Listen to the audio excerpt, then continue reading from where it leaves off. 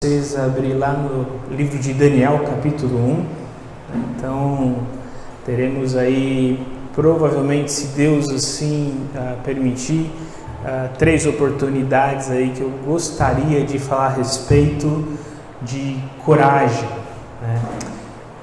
Coragem, olhando para o livro de Daniel. Então, Daniel, capítulo 1, enquanto você vai abrindo, eu gostaria de falar já um pouquinho a respeito desse livro. Um livro que eu gosto bastante, né? Um livro que me encanta, porque Daniel foi escrito já para o público exilado de Israel, um livro que motiva a perseverança, motiva a fé em um ambiente hostil.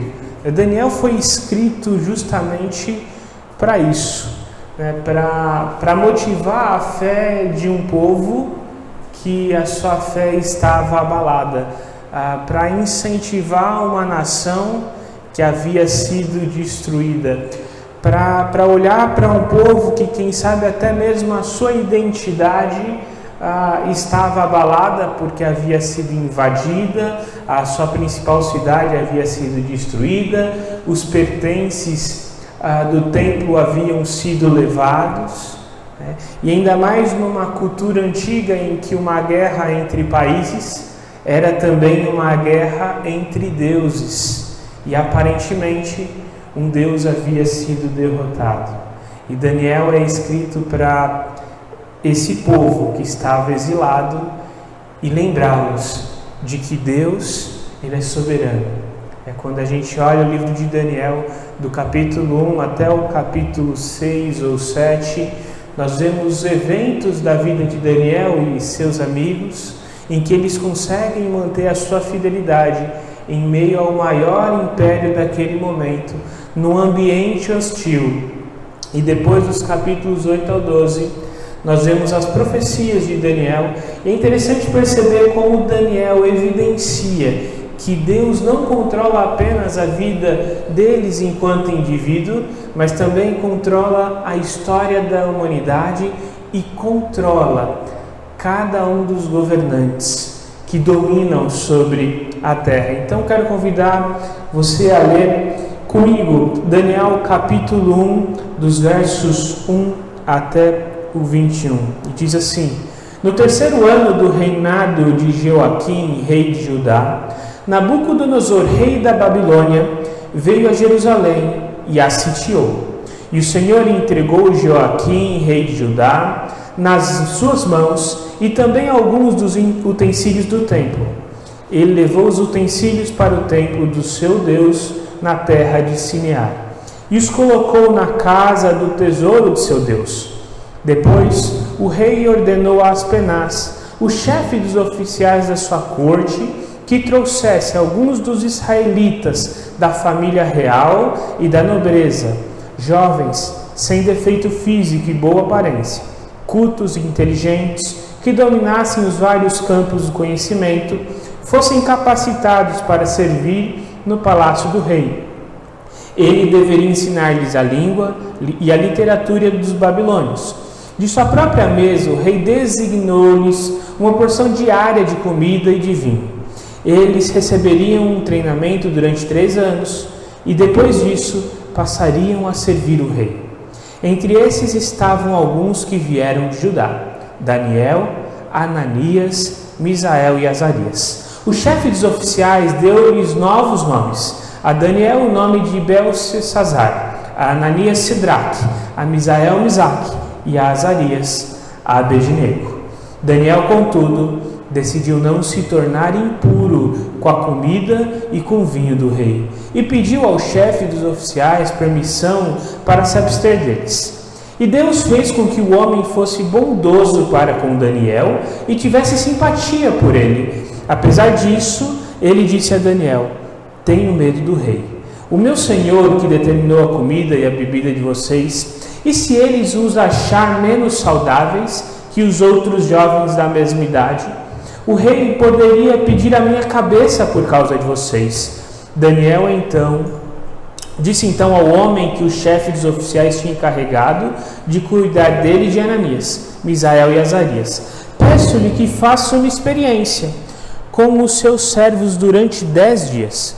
Não nos dê nada além de vegetais para comer e nem água para beber. Depois compare a nossa aparência com a dos jovens que comem a comida do rei, e trate os seus servos de acordo com o que você concluir. Ele concordou e fez a experiência. Verso 15. Passados 10 dias, eles pareciam mais saudáveis, mais fortes que todos os jovens que comiam a comida da mesa do rei. Assim o encarregado tirou a comida especial e o vinho que haviam sido designados, e em lugar disso deu vegetais. E esses 4 jovens, Deus deu sabedoria e inteligência para conhecerem todos os aspectos da cultura e da ciência. E Daniel, além disso, sabia interpretar todos os tipos de sonhos e visões. Ao final do tempo estabelecido pelo rei, para que os jovens fossem trazidos à sua presença, o chefe dos oficiais os apresentou a Nabucodonosor, e o rei conversou com eles, e não encontrou ninguém comparável a Daniel, Ananias, Misael e Azarias, de modo que eles passaram a servir o rei.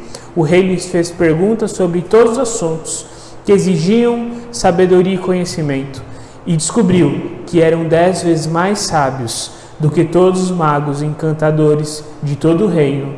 Daniel permaneceu ali até o 1º ano do rei sírio. Eu gosto de pegar mesmo um texto um pouquinho mais longo, eu gosto de ler ele inteiro para a gente começar a se relembrar, né? Uma história, quem sabe você cansou de ouvir quando você era criança. Se você cresceu em uma igreja, com certeza você já ouviu essa história. E é bem interessante perceber como esse livro ele começa já no verso 3, lembrando que Deus ele é soberano, mesmo quando nos encontramos em um ambiente hostil ou em um ambiente difícil. E eu acho que esse ano foi suficiente para a gente encontrar dificuldade, e independente da sua visão política, provavelmente no Facebook hoje você acha hostilidade, né? Independente do que você pensa, né? Em um ambiente cada vez mais polarizado como o nosso, seja no ambiente de igreja, seja em qualquer ambiente, independente da sua opinião, provavelmente você deve encontrar aí oposição, né? Eu estou olhando lá o grupo da minha turma do seminário, estão em pé de guerra hoje por causa do tal do Bolsonaro e oposição, né? Algo que talvez eu nunca imaginaria nos nossas famílias, né? Nós encontramos oposição muitas vezes por nos posicionar, e é exatamente isso que Daniel vinha enfrentando quando ele entra, quando ele é colocado ali num momento tão difícil da sua vida e da sua história. Aqui nós estamos falando de jovens. Do verso 1 ao 3 a gente vê que a política imperial do governo ali da Babilônia era pegar os melhores jovens, levar até a Babilônia, treiná-los por 3 anos. Isso aqui é um processo intenso de lavagem cerebral. É um processo de doutrinação, para que esses jovens influentes, depois, quem sabe, de alguns anos, retornem aí às suas terras e agora governem em nome da Babilônia. E essa era a estratégia adotada. Então Daniel, ele está no meio de uma crise política. E culturalmente ele tinha tudo para abrir mão das suas convicções. Ele tinha tudo para se vender aí ao novo sistema.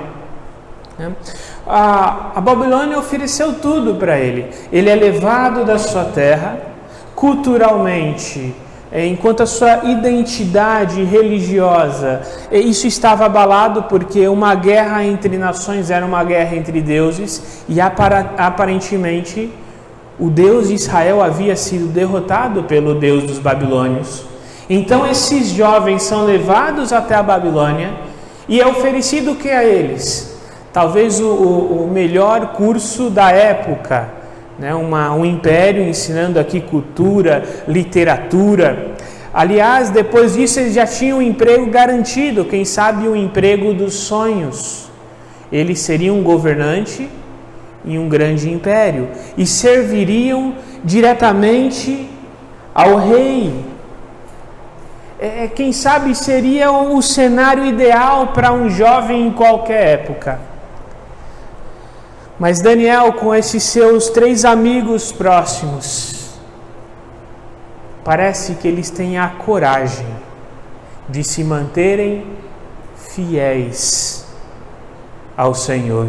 O livro começa afirmando que Deus não foi um Deus derrotado, mas que Deus entregou Israel nas mãos dos babilônios. E nos ensina, nos mostra algumas características bem interessantes desses homens corajosos, desses jovens corajosos, em um momento em que não se esperava tanta coragem.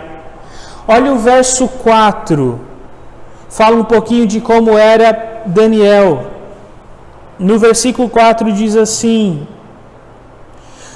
jovens sem defeito físico, boa aparência, cultos inteligentes que dominassem várias áreas do conhecimento, capacitados a servir ao rei. O cristão que tem coragem de se manter fiel, ele não é um ignorante. Ele não é alguém que tem preguiça de estudar. Ele não é alguém que não teve oportunidade ou não teve alternativa e agora ele serve ao Senhor. Não, Daniel e seus amigos, eles se mantêm firmes diante de Deus, não porque lhes faltava capacidade, mas porque a capacidade deles, intelectual, a capacidade deles de olhar para as áreas do conhecimento, eram suficientes para que eles percebessem que a nação de Israel estava cada vez mais longe de Deus e que tudo aquilo que aconteceu, o domínio babilônico, era algo que Deus permitiu naquele momento, naquela circunstância, para que Israel, de algum modo, retornasse ao pacto, retornasse à aliança que eles tinham com Deus. Com certeza Daniel tinha em sua mente, o Pentateuco, principalmente ali Deuteronômio: se vocês desobedecerem à aliança, vocês serão levados dessa terra que eu dei hoje. Daniel sabia disso, mas ele sabia também que a fidelidade ao pacto, a fidelidade à aliança também seria suficiente ao retorno à terra. Então Daniel e seus amigos, eles se recusam a aceitar aquela realidade de modo a se afastar do seu Deus. Eles têm a coragem de ir contra qualquer expectativa. Eles têm a ousadia de dizer: olha, nós estamos firmes, ainda que as circunstâncias não sejam favoráveis. Eles contrariam todo tipo de expectativa. Ele teria ali emprego garantido, ele teria um lugar no palácio. E para mim, o que mais me horroriza nesse texto é quando ele pede para comer só vegetal. Eu não sei quanto a você, mas eu não sou gordo por acaso. Eu acho que eu ia querer o churrasco do rei tranquilamente. E ele fala assim: não, eu quero comer vegetal. Quer dizer que Daniel, ele era vegano, ele era vegetariano? Não, ele não quer se tornar impuro. E essa linguagem aqui utilizada me faz pensar que talvez algumas das carnes da mesa do rei eram carnes proibidas aos judeus, que os identificava como povo pactual de Deus. Além disso, muito provavelmente essas carnes, se elas não fossem das categorias proibidas, muito provavelmente eram carnes sacrificadas aos deuses babilônicos. Então Daniel, ele decide: eu não vou abrir mão de quem eu sou por conta de um novo império que está surgindo. Eu não vou abrir mão da minha identidade com Deus, daquilo que me identifica como povo de Deus, pelo menos naquele momento, por conta de um emprego garantido, de um conhecimento. Não, Daniel ele tem a ousadia, ele tem a coragem de se manter fiel. E é interessante perceber também que apesar de um grande conhecimento, apesar da posição elevada que ele, mesmo como exilado, ele tinha como um nobre exilado, mas que estaria à mesa do rei, é interessante perceber que esses jovens não eram arrogantes. Eles tinham a simpatia dos servos do palácio. Quantas vezes nós vemos pessoas com muito menos, e que são arrogantes. Não, Daniel e seus amigos, eles não eram só pessoas capazes intelectualmente, pessoas extremamente inteligentes e fiéis, mas também eram pessoas que tinham empatia e que tinham a empatia de outras pessoas. É interessante perceber como isso foi fundamental no plano de Deus. Sem a empatia do servo, ou eles comeriam a carne, ou eles teriam a sua cabeça cortada. Mas por ter a simpatia do servo, o servo fala assim: vamos fazer o teste aí do seu jeito.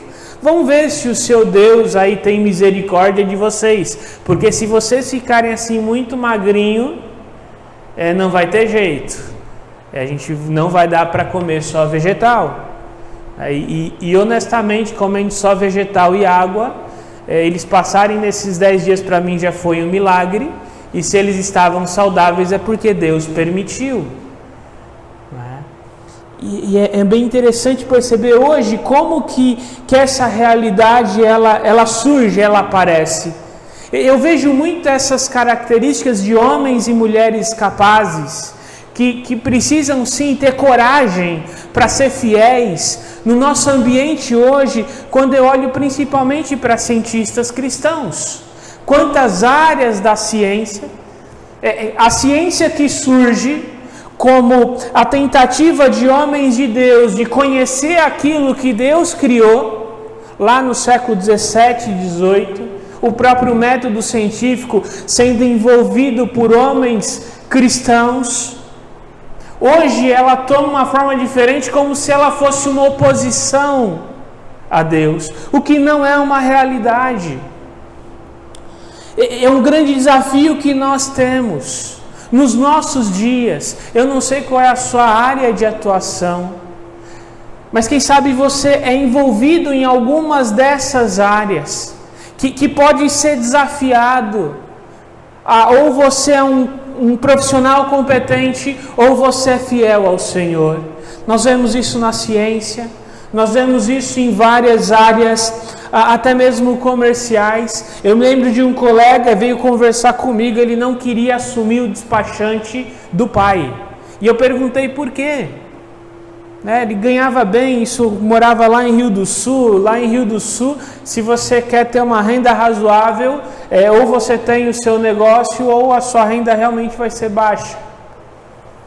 E ele falou assim: olha, eu não quero. Eu falei: por quê? Porque para o meu pai liberar 80% das coisas aqui bem rápido no despachante, ele precisa dar um incentivo na delegacia. Aí eu, bobo, tonto, com 22 anos, nunca tinha trabalhado e só tinha saído do seminário. Incentivo? Que incentivo? Ele tem que pagar. Mas e se não pagar, eles não liberam? Não, eles liberam, mas vai demorar uns 2 meses. Até ali a gente já perdeu o cliente. Quantas áreas de atuação nós temos hoje em que talvez a gente vai ter que escolher entre ser um profissional que produz resultado ou ser um profissional que é fiel. Então, eu preciso reavaliar a minha própria seriedade. Será que essa ideia de que o cristão ele não é alguém capaz, alguém inteligente, de algum modo afeta a minha própria vida no sentido de buscar conhecimento, de me especializar? Eu tenho me envolvido muito com jovens e adolescentes, e quantas vezes já conversei com alguns que falavam: olha, eu não sei se eu quero ir para essa área, ir para um mestrado, um doutorado, um pós-doutorado, e de repente perder a minha fé. Eu falei assim: não faça isso, você precisa fazer um mestrado, um doutorado, um pós-doutorado, se você tem essa vocação, e você precisa ali glorificar a Deus com as capacidades que Ele te deu. O homem que teme a Deus, ele não é e não deve ser ignorante ou preguiçoso. Deus não é contra o conhecimento ou a capacitação. Eu preciso me desenvolver ao máximo, seja na minha área acadêmica, profissional e também eclesiástica. Porque é desse modo que eu vou glorificar a Deus. Também de nada adianta eu ir para uma área dessa e se alguém preguiçoso, e se alguém que não conhece, porque eu vou passar vergonha. É muito mais difícil eu ser um cristão fiel nesses meios. Eu vou precisar estudar mais, eu vou precisar me dedicar mais para glorificar a Deus naqueles ambientes. Mas esses jovens não eram apenas um destaque intelectual, eles também eram um destaque espiritual. A espiritualidade deles não estava em jogo. A identidade deles como judeus, tementes a Deus, ainda que no Império Babilônico, não estava em jogo. E talvez esse é um dos principais objetivos desse livro de Daniel, é mostrar como um judeu fiel poderia viver em fidelidade ao Senhor, mesmo em um ambiente hostil, mesmo estando exilado, mesmo estando longe da sua pátria, como povo pactual de Deus. E é muito bacana quando a gente olha, e eu gosto bastante do Antigo Testamento, né? Apesar de que quando eu prego aqui eu tenho medo de falar do Antigo Testamento, né? Porque o seu pastor é especializado em Antigo Testamento. Talvez domingo que vem depois ele corrija alguma coisa ou outra, né? Mas eu gosto muito de olhar para o Antigo Testamento e olhar a história da salvação se desenvolvendo no Antigo Testamento. Ali no Pentateuco, a entrada na terra, o levantamento de uma nação que teme ao Senhor. Depois a gente vê o desenvolvimento desse povo rebelde a Deus. E agora, no exílio, a gente vê uma nação que está fora da sua terra, longe de onde eles deveriam. A sua pátria é outra, e ainda assim, eles deveriam viver fiéis ao Senhor, na esperança da volta, do cumprimento das promessas de Deus. E esse é o livro que mais fala, talvez, da escatologia bíblica. Eu acho que Daniel, Ezequiel e Apocalipse são os que mais falam da escatologia bíblica. E não é à toa. E quando eu olho para a nossa situação hoje, nós vivemos uma situação parecida. Se um dia reconhecemos a Cristo Jesus como nosso Senhor e Salvador, essa não é a nossa pátria. Não importa quem é o governante. Pode ser Bolsonaro, pode ser o Haddad, pode ser qualquer outro maluco que entra aí. Quem sabe o Tiririca não se arrisca na presidência em 2022, né? Pior do que está não fica, né? Não sei, pode ser qualquer um, mas Deus não perdeu o controle. Daniel deixa claro que Deus não perdeu o controle do governo e nós não somos dessa pátria e precisamos viver fiéis em um mundo hostil, porque o nosso lar não é aqui e a nossa esperança está na eternidade, está no retorno de Cristo. É muito interessante perceber esses paralelos para quando nós vivenciamos os nossos dias. E Daniel abriu mão de coisas importantes ali naquele momento. Não é só o churrasco do rei que ele falou que ele não quer. Ali ele tinha o risco de perder a cabeça, literalmente. Mas em vários momentos no livro de Daniel, como a gente vai ver nas próximas oportunidades, Daniel e os seus amigos, eles chegam à conclusão de que é melhor ter coragem de ser fiéis do que simplesmente continuar vivendo.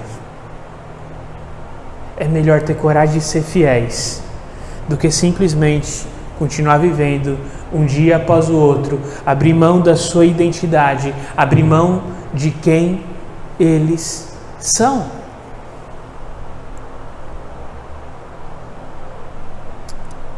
Todo mês de outubro eu fico assustado, todos os anos, né? Quando chega lá no dia 31 de outubro, né, em que as igrejas deveriam estar celebrando, quem sabe, a reforma protestante, né? Muitas delas estão preocupadas em fazer festa de Halloween. Para mim isso não faz o menor sentido. Nós temos dificuldade de nos mantermos fiéis em coisas tão pequenas. É uma festa de Cosme e Damião,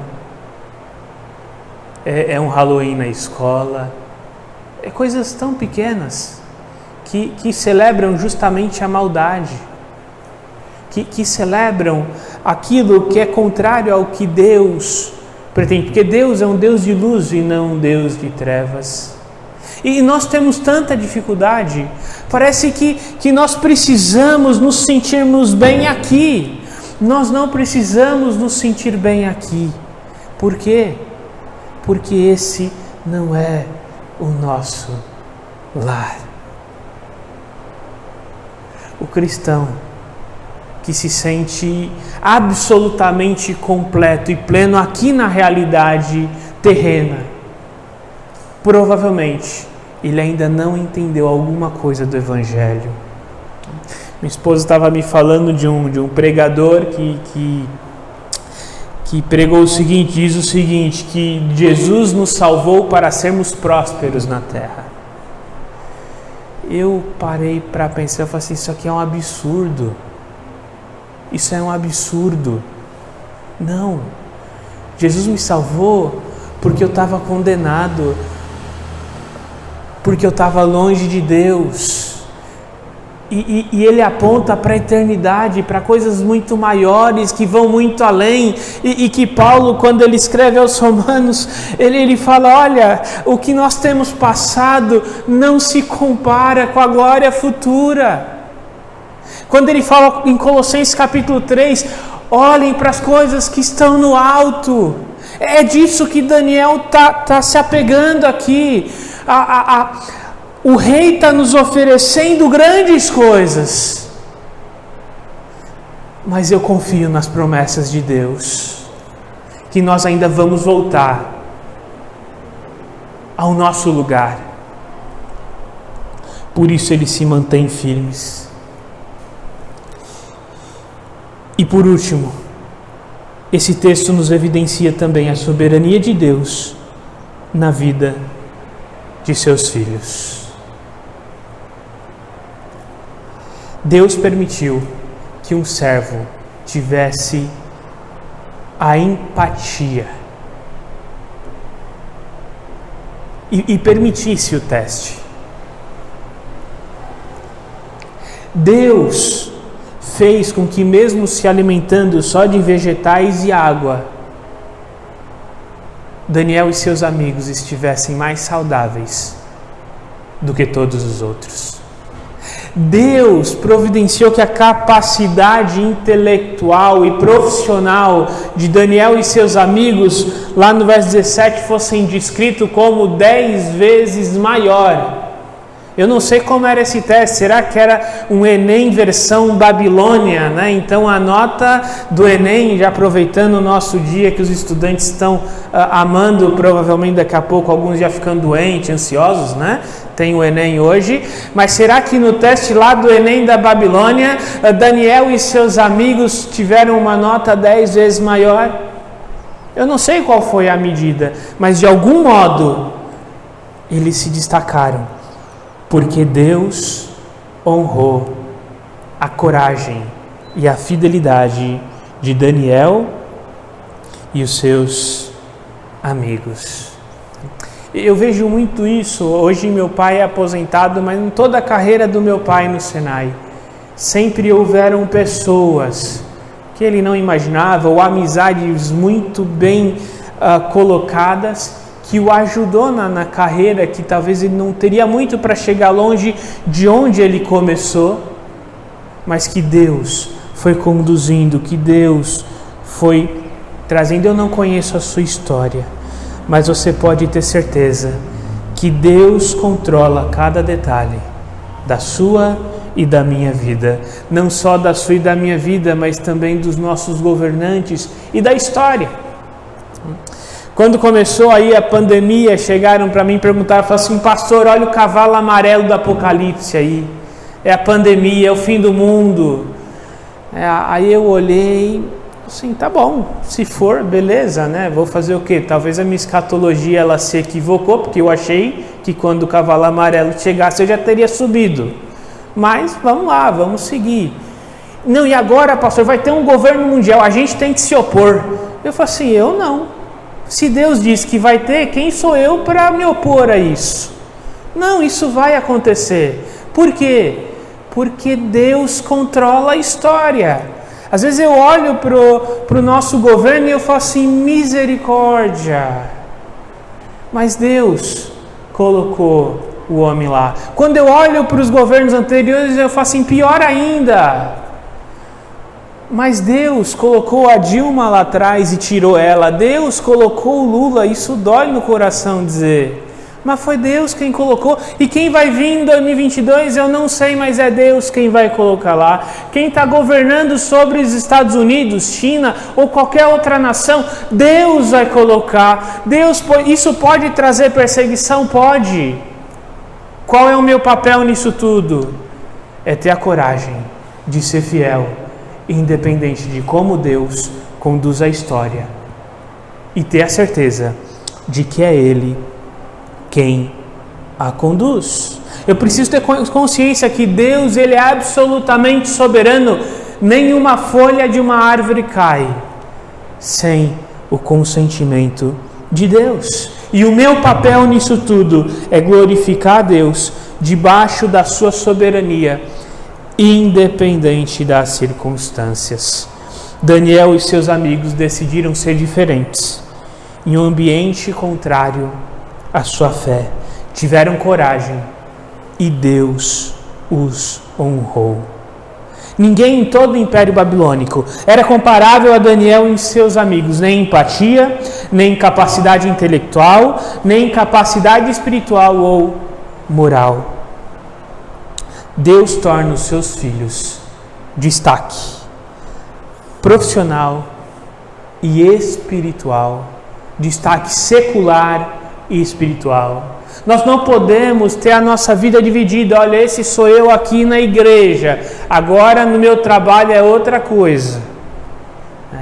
Deus, Ele fica em casa quando eu saio para trabalhar. Não, Ele caminha comigo, o Espírito de Deus habita em mim.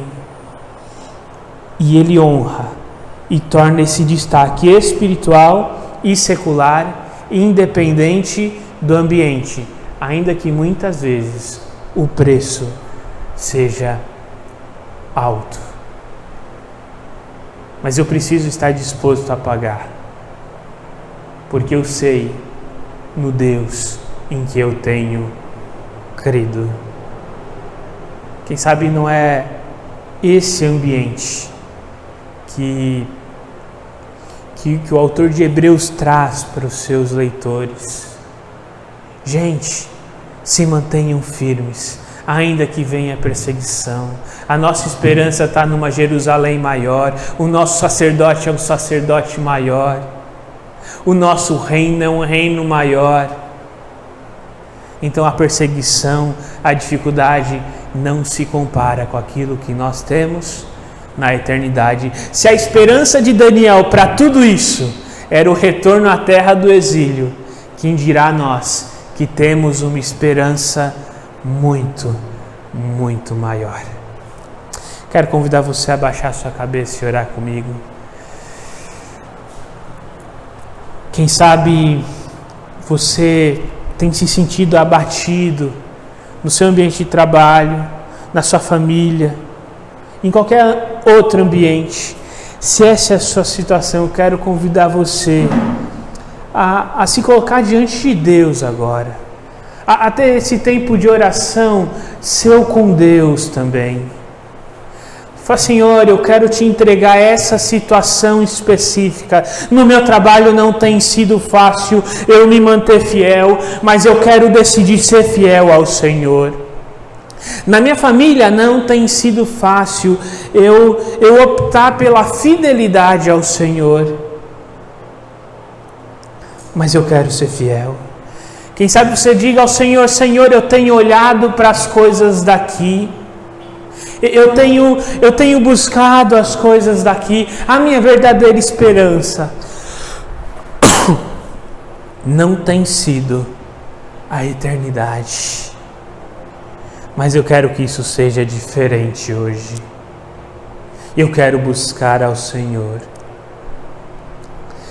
Pai amado, Pai querido, muito obrigado, Senhor, porque a sua palavra, ela é sempre atual e poderosa. Que possamos aprender, Senhor, com Daniel e seus amigos, que a fidelidade, a coragem de nos mantermos firmes, ela é consequência da esperança que eles tinham nas promessas do Senhor. E que essa coragem para nós nos mantermos firmes num ambiente tão polarizado como vivemos hoje, nos nossos trabalhos, nos nossos afazeres, nas nossas famílias, que essa coragem também venha, Senhor, como consequência da convicção na eternidade. Na convicção, Senhor, de que o Senhor é soberano sobre a história, soberano sobre as nossas vidas, e que o Senhor tem o melhor para nós. Ainda que não possamos enxergar isso, muitas vezes, no nosso dia a dia, mas que a nossa esperança esteja no Senhor e no Teu reino. Oramos a Deus, em nome de Jesus. Amém.